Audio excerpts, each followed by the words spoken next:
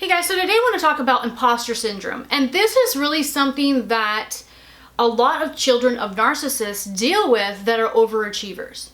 You tend not to give yourself credit, and beyond not giving yourself credit, you also, even though you have documented proof of the things that you've achieved, you feel like a fraud. And the reason why this happens is because when you're a child, your parent will take your achievements, they will sabotage you, and they will take the credit. And so you then do that to yourself as an adult.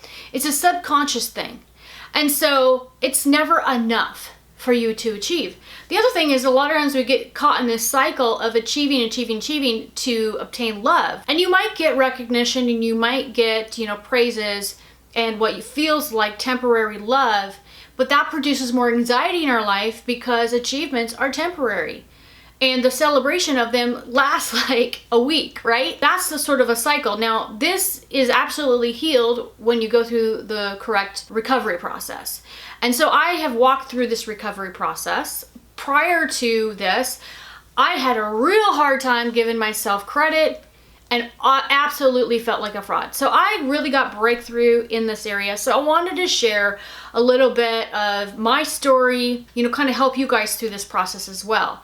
So I had a real hard time giving myself credit, overachiever, and I also was very, very frustrated consistently because on the one hand, I wasn't putting my, full achievements like on my website where I'm trying to help people and people are actually trying to look for my qualifications and the things that I, have done to prove to them that I could help them. And I, would be told by, marketing experts never to do that. And I would be told, then I had all these other internal messages until I finally worked it out and it was like, my marketing is one thing. I can communicate to people my programs and all of that kind of stuff. And if they want the details of my qualifications, I felt like it was okay for me to have sort of a resume type page.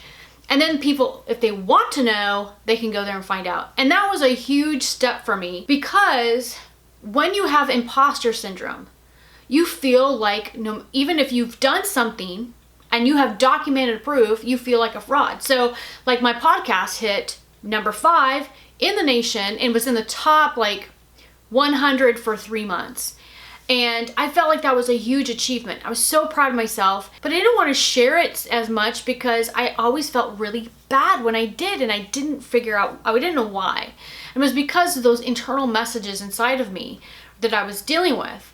And what's important to understand is that a narcissist, what they do is they will be boastful and act better than other people. They will give themselves credit for things they have not done. So it's not bad to give yourself credit. It's not bad to say you have a degree in X, Y, and Z. It's not bad to say the achievements that you've made. Narcissists aren't doing that. Narcissists are, say, working at a medical facility and maybe cleaning, taking the trash out, and then going to a party, talking medical terms that they've learned, pretending to be the doctor. Have you seen that movie, Catch Me If You Can, where the guy pretends to be like a pilot and a doctor and all this kind of stuff?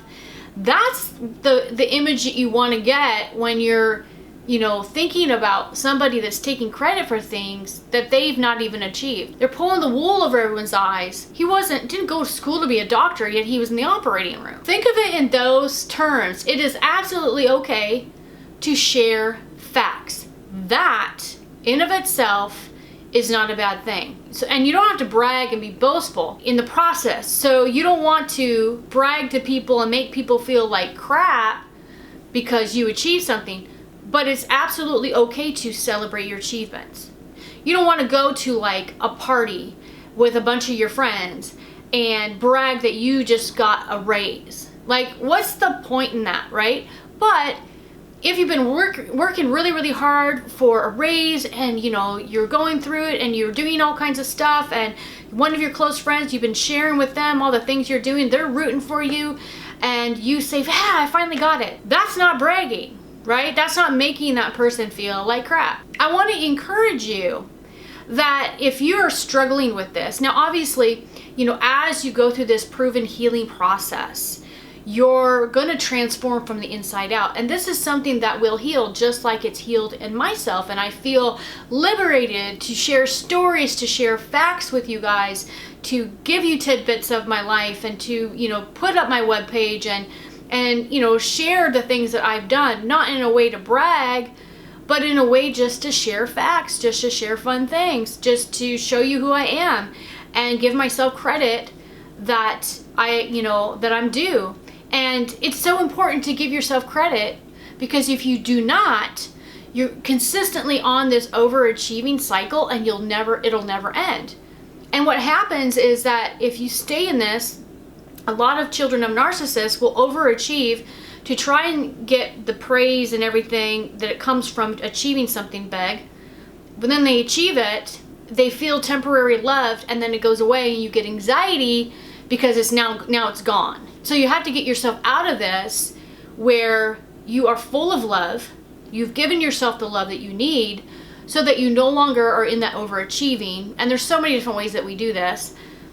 But also, when you get to the point of giving yourself credit, you know, at first I had a lot of anxiety about it, you know, and I was stressing out and all of that kind of stuff.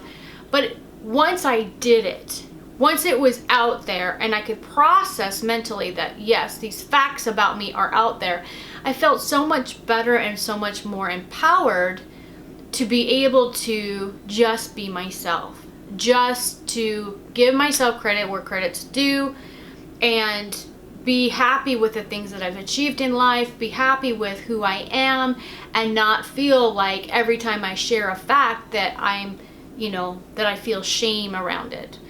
And I just want to encourage you to begin to go through some of your achievements and ask yourself, make a list of them. And, you know, whether you have a website like mine or not, it's really important that you have at least some place where you're putting all of your achievements. Grab your resume, maybe even as a resource, which that's what I did. I grabbed out my resume and was like, okay, what are the things that I've done? Start making a list, and make a list of all the things that if you were held in court and you had to prove these things, would you be able to prove them? And start to share those things and start to write them out. Give yourself credit where credit is due. And remember that if you don't give yourself credit, that you will never break the cycle of overachieving in your life. And it's so important to give yourself credit for all of this in your growth process. So just remember, in summary, that facts are fine to share. Giving yourself credit where credit is due is absolutely healthy.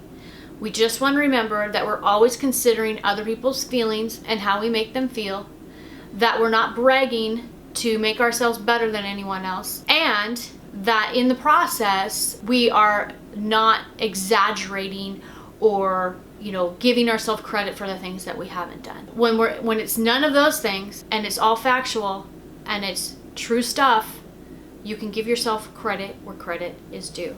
So guys, thank you so much for watching my video, and we'll see you next week.